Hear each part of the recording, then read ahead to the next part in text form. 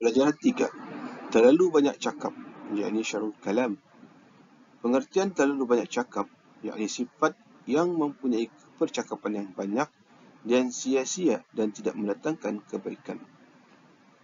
Ini adalah pengertian terlalu banyak cakap. Dalilnya, firman Allah SWT dalam surah An-Nisa ayat 114. La khairu fi kathir min najwahum illa man amara bi sadaqatin aw ma'ruf aw islah bainan nas. Maksudnya tidak ada kebaikan pada kebanyakan bisikan-bisikan mereka kecuali bisikan-bisikan orang yang menyuruh bersedekah atau berbuat kebaikan atau mendamaikan di antara manusia. Rasulullah SAW bersabda, "Man kana yu'minu billahi wal yawmil akhir falyaqul khaira aw layasmut." Barang siapa beriman kepada Allah dan percaya hari kiamat, maka hendaklah ia bercakap dalam perkara yang berkebajikan atau hendaklah ia diam. Sabda Rasulullah SAW. Okay.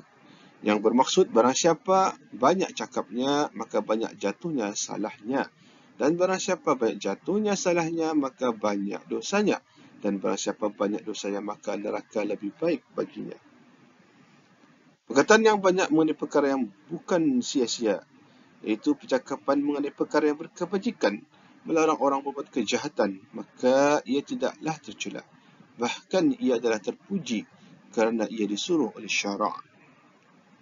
Wallahu a'lam bishawab.